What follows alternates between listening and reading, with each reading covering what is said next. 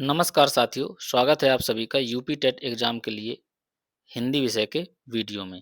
जैसा कि हम अ, आपको वर्ण विचार के बारे में बता रहे हैं और इस वीडियो में हम आपको व्यंजनों के बारे में बताएंगे। व्यंजनों का जो कुछ भाग है, स्पर्श व्यंजन और उस व्यंजन, संयुक्त व्यंजन, ये सब हम आपको बता चुके हैं और थोड़ा-सा और हम आपको आगे ले चलेंगे और आज व्यंजन मतलब वर्णमाला को आज हम यहाँ से समाप्त करेंगे। इसके बाद हम आएँगे विराम चिन्हों पर। आज वर्णमाला यहीं से समाप्त हो जाएगी। तो वीडियो शुरू करने से पहले सभी से निवेदन है, वीडियो को ज़्यादा से ज़्यादा शेयर कर दें और जिन्होंने अभी तक वीडियो को लाइक ना किया हो, अच्छा लगता है तो लाइक भी कर दें और चैनल को सब्सक्राइब ना किया हो तो चैनल को सब्सक्राइब सब्सक्राइब भी कर दें। तो चलिए शुरू करते हैं आज का वीडियो। जैसा कि हमने आपको पहले बताया है व्यंजनों के बारे में कि व्यंजन क्या होते हैं जो स्वरों की सहायता से बोले जाएं। ठीक है, संयुक्त व्यंजन जो दो व्यंजनों से मिलकर बने, छा, त्रा, ज्ञा और स्रा। स्पर्श व्यंजन का वर्ग, चा वर्ग, टा वर्ग, ता वर्ग और पा वर्ग। और जो वर्गों के अंतिम वर्ण होते हैं उन्हें नासिक वर्ण भी कहते हैं, जो कि प्रयत्न के आधार पर बोले जाते हैं। और ऐसे ही जो वा होता है वो दंतोष्ठ वर्ण होता है और अगर संस्कृत में इसकी बात करें तो इसका सूत्र होता है वकारस्य दंत ओष्ठम। ठीक है, वकारस्य दंत ओष्ठम, ये इसका सूत्र होता है। और अंतस्थ व्यंजन है या, रा, ला और वा, ये संख्या में 4 हैं। और या और वा को हम क्या कहते हैं, अर्ध स्वर भी कह देते हैं, ये आपको याद रखना है। ऊष्म व्यंजन सा, सा और हा हैं, इन्हें हम क्या कहते हैं, ऊष्म व्यंजन भी कहते हैं। और इन्हें हम महाप्राण भी कहते हैं। क्या कहते हैं, महाप्राण भी कहते हैं। ये भी हम आपको आगे समझाएंगे। इसके बाद पार्श्विक व्यंजन ला होता है, ये प्रयत्न के आधार पर। लुंठित व्यंजन रा होता है, ये भी प्रयत्न के आधार पर। उच्छिप्त व्यंजन जो डा और ढा होते हैं, ये भी प्रयत्न के आधार पर होते हैं। तो प्रयत्न के आधार पर अगर हम समझें तो इसमें एक चीज और छूटी हुई है, वो मैं अभी आपको बता दे रहा हूँ। स्पर्श संघर्षी। क्या? स्पर्श संघर्षी व्यंजन। स्पर्श संघर्षी व्यंजन। स्पर्श संघर्षी व्यंजन जो होते हैं ये क्या होते हैं, ये आप देख लीजिए थोड़ा सा। कि जब हम बोलते हैं, वर्णों को उच्चारित करते हैं तो थोड़े समय के लिए वायु क्या होती है, अवरुद्ध भी होती है और घर्षित भी होती है। मतलब होता क्या है इसमें कि स्पर्श भी होता है वायु का और घर्षण भी होता है, तो वो क्या कहलाते हैं, स्पर्श संघर्षी व्यंजन। ठीक है, ये संख्या में कितने हैं, ये संख्या में 4 हैं। कितने हैं, ये संख्या में 4 हैं। ये संख्या में 4 हैं। कौन कौन से हैं, चा, छा, जा और झा। ठीक है, ये आपको याद रखना है। ये जो वर्ण होते हैं स्पर्श संघर्षी वर्ण होते हैं। तो अगर हम अब आगे बात करें कौन कौन से प्रयत्न के आधार पर वर्ण होते हैं, ये मैं आपको थोड़ा सा डायग्राम बना के बता देता हूं। हालांकि ऊपर मैं बता चुका हूं आपको, लेकिन ये बताना जरूरी है यहाँ से, प्रयत्न के आधार पर। ठीक है, अगर हम इसे समझेंगे प्रयत्न के आधार पर तो स्पर्श संघर्षी जो मैंने अभी आपको बताया। ठीक है, इसके बाद एक होता है संघर्षी। ठीक है, इसे भी हम समझ लेते हैं यहाँ पे। संघर्षी व्यंजन, संघर्षी व्यंजन क्या होते हैं। ठीक है, तो इनके उच्चारण करने में क्या होता है, घर्षण होता है। क्या होता है, इनको उच्चारित करने में घर्षण होता है। इस वजह से इन्हें हम क्या कह देते हैं, स्पर्श वो संघर्षी व्यंजन कह देते हैं। अब संघर्षी व्यंजन में आगत वर्ण भी आ जाते हैं, जो कि मैंने आपको ऊपर अभी नहीं बताए हैं। तो आगत वर्ण भी आ जाते हैं इसमें, तो इन्हें हम देख लेते हैं संघर्षी व्यंजन में। तो संघर्षी व्यंजन कौन कौन से होते हैं, संघर्षी व्यंजन में ऊष्म वर्ण आते हैं। कौन से, ऊष्म वर्ण। ठीक है, मैं आपको बता चुका हूं। अब ऊष्म वर्ण में कौन कौन से होते हैं, शा, शा, शा और हा। ठीक है, और इसके बाद आगत वर्ण। आगत होते हैं। तो आगत वर्ण कौन कौन से? आगत वर्ण को अगर खा को इस तरीके से लिख दिया जाए तो आगत हो जाता है, ठीक है। अगर हम गा लिखें और इस तरीके से पॉइंट रख दें तो ये आगत हो जाता है। अगर हम जा लिखें इस तरीके से पॉइंट रख दें तो ये आगत हो जाता है। फा लिखें इस तरीके से पॉइंट रख दें तो ये क्या हो जाता है? आगत हो जाता है। तो ये सभी क्या होते हैं? संघर्षी होते हैं। ये आपको याद रखना है। ये सब मैं प्रयत्न के आधार पर आपको बता रहा हूँ, ठीक है। अब इसके बाद आ जाएंगे नासिक के व्यंजन। ये मैं आपको बता ही चुका हूँ। नासिक के व्यंजन वर्गों के अंतिम वर्ण क्या कहलाते हैं? नासिक के व्यंजन या नासिक के वर्ण कहलाते हैं। इसके बाद आगे आएंगे पार्श्विक व्यंजन या पार्श्विक वर्ण। ये मैं आपको बता ही चुका हूँ। पार्श्विक व्यंजन या पार्श्विक वर्ण, ठीक है। लुंठित व्यंजन भी मैं बता चुका हूँ आपको।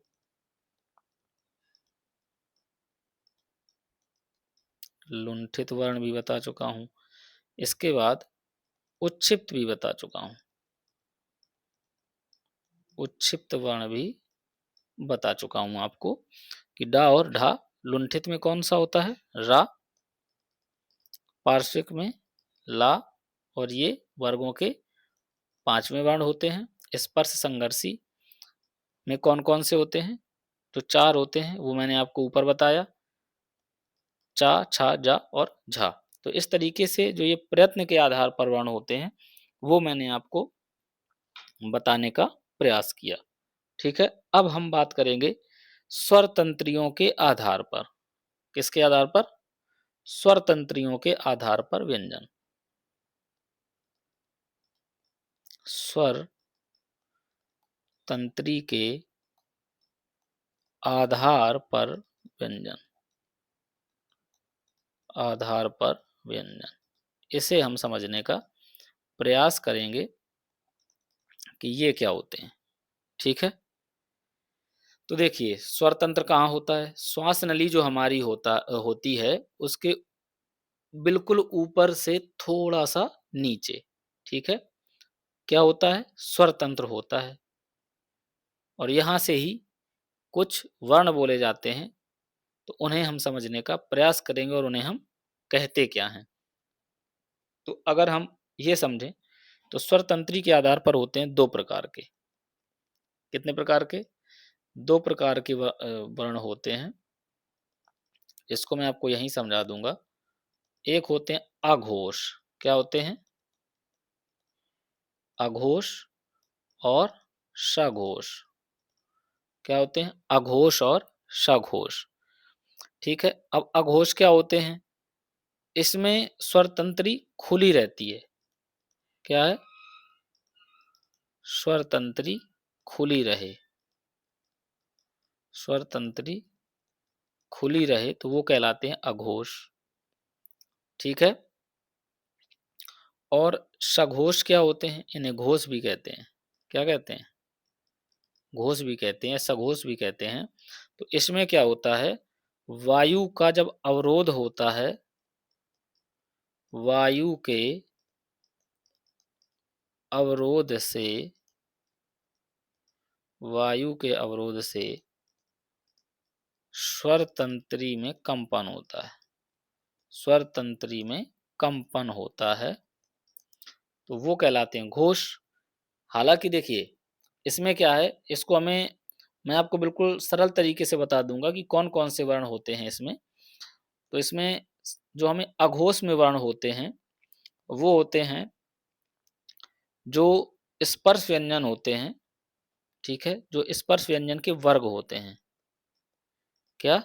स्पर्श व्यंजन के जो वर्ग होते हैं, कचट तब जो मैंने आपको बताया था, उनके पहले और दूसरे वर्ण कौन कौन से?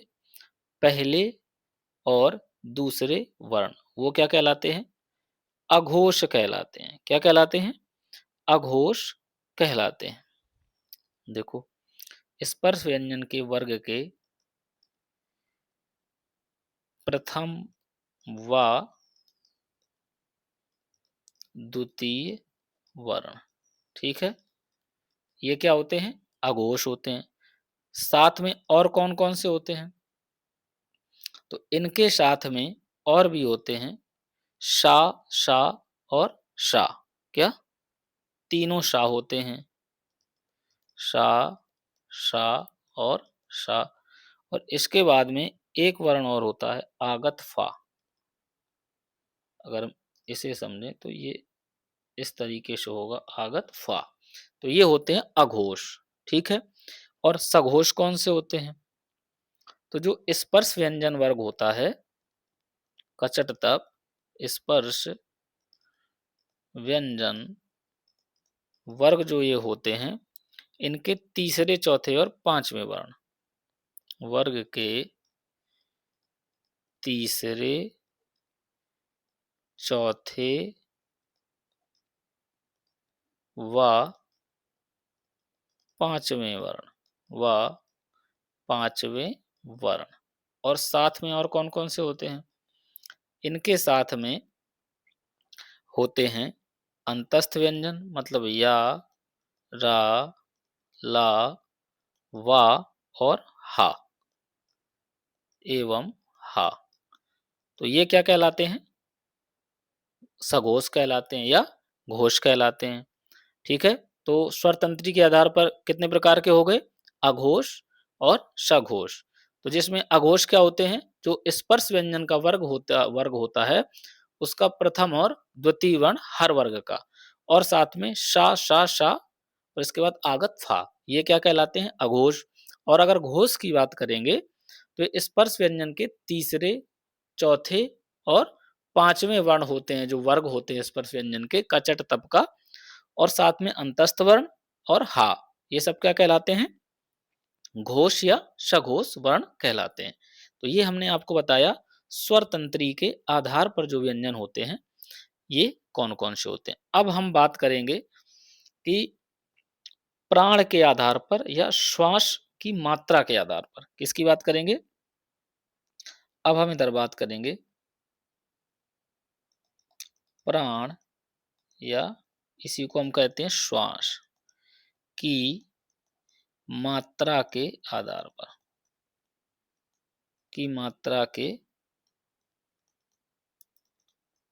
आधार पर। ठीक है। अब हम इसे समझने का प्रयास करें अगर कि ये क्या होता है तो इसे हम देखेंगे। इसको पहले थोड़ा बगल में खिसका लेते हैं इस तरीके से। चलिए, हाँ, तो इसे देखेंगे कि प्राण या श्वास की मात्रा के आधार पर कितने प्रकार के होते हैं। तो ये होते हैं सबसे पहले अल्प प्राण। क्या होते हैं? अल्प प्राण। ये भी दो प्रकार के होते हैं, अल्प प्राण। ठीक है। और दूसरे होते हैं महाप्राण। महाप्राण। ठीक है। ये दो प्रकार के होते हैं। तो देखिए, अल्प प्राण क्या होते हैं? अल्प का मतलब कम और महा का मतलब ज्यादा। ठीक है। तो अब इन्हें कैसे समझेंगे? अब देखिए, जो कि चूंकि श्वास हमारी कहाँ से निकलती है? फेफड़ों से। कहाँ से निकलती है? फेफड़ों से। तो अगर कम वायु निकलती है तो वो कहलाते हैं अल्प प्राण। बोलने में क्या हो? कम वायु निकले, उच्चारण में कम वायु निकले,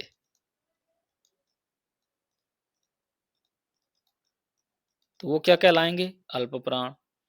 और इधर क्या होगा? उच्चारण में अपेक्षाकृत अधिक निकले, अपेक्षाकृत अधिक वायु निकले। ठीक है। तो वो क्या हो जाएगा? महाप्राण। अब अल्प प्राण कौन कौन से होते हैं? ठीक है, इनको हम समझेंगे। तो जो स्पर्श व्यंजनों के जो वर्ण होते हैं, क्या? स्पर्श व्यंजन के वर्ग जो होते हैं इनके कौन कौन से वर्ग? प्रथम, तृतीय और पंचम। ठीक है। वर्ग के प्रथम, तृतीय और पंचम वर्ण। और साथ में कौन कौन से? साथ में हो जाएंगे अंतस्थ वर्ण, मतलब या, रा, ला और वा। ये क्या कहलाते हैं? अंतस्थ वर्ण कहलाते हैं। ठीक है, तो आपको समझ में आया होगा कि स्पर्श व्यंजन के वर्ग के प्रथम, तृतीय और पंचम ये कौन कौन से होते हैं। प्रथम जैसे का वर्ग की बात करेंगे तो का वर्ग का प्रथम का हो जाएगा, तृतीय गा हो जाएगा और पंचम क्या हो जाएगा? अंगा हो जाएगा। आ गया समझ में ना? तो ऐसे ही हम अब महाप्राण को समझेंगे। तो महाप्राण में क्या होता है? प्रत्येक वर्ग के द्वितीय और चतुर्थ वर्ण क्या होते हैं? महाप्राण में जो स्पर्श व्यंजन के वर्ग होते हैं, स्पर्श व्यंजन के वर्ग के द्वितीय और चतुर्थ वर्ण, द्वितीय व चतुर्थ वर्ण। और साथ में क्या? ऊष्म व्यंजन, ऊष्म व्यंजन। इसमें कौन कौन से होते हैं? सा, सा, सा और हा। तो ये होते हैं महाप्राण। आपको समझ में आ गया होगा। अब महाप्राण में जैसे वर्गों के दूसरे और चौथे होते हैं, तो अगर हम का वर्ग की बात करें तो दूसरा क्या हो जाएगा? खा, और चौथा क्या हो जाएगा? घा, है ना? तो आपको आशा है ये समझ में आया होगा कि स्वर तंत्री के आधार पर जो अघोष होते हैं वो कौन कौन से होते हैं और जो सघोष होते हैं वो कौन कौन से होते हैं। इसके बाद प्राण या श्वास की मात्रा के आधार पर जो अल्प प्राण और महाप्राण होते हैं वो कौन कौन से होते हैं। आशा है सभी को समझ में आया होगा। अब हम इसके बाद अगर हम आगे समझें कि थोड़ा सा और वर्णमाला में जो चीजें छूट गई हैं वो आपको बताने का हम प्रयास करेंगे। जैसे कि अ, अनुस्वार और अनुनासिक। ठीक है, अनुस्वार और अनुनासिक। तो हालांकि हम अनुस्वार के बारे में, अनुनासिक के बारे में हम आपको बता चुके हैं, तो इधर हम अनुस्वार को आपको समझाए दे रहे हैं। अनुस्वार, ठीक है, और अनुनासिक, अनुस्वार और अनुनासिक। ठीक है, तो जो अनुस्वार होता है इधर इस तरीके से ऐसे बिंदी रख देते हैं, और जो अनुनासिक होता है ये चांद बिंदी हो जाती है। ठीक है, तो ये किन के उदाहरण होते हैं? ये होते हैं नासिक के व्यंजन के उदाहरण, नासिक के ध्वनियों के उदाहरण है। ये किसके हैं? नासिक के ध्वनियों के उदाहरण हैं। ठीक है, और आगत तो हम आपको बता ही चुके हैं कि विदेशी जो भाषाओं की ध्वनियां हैं उनसे जो वर्ण आते हैं। तो इधर अगर हम आगत को समझने का प्रयास करें कि आगत व्यंजन कौन से होते हैं, आगत व्यंजन कौन से होते हैं, तो आगत व्यंजन का, खा, गा, जा और फा, ये सभी क्या हैं? विदेशी भाषाओं की जो ध्वनियां हैं,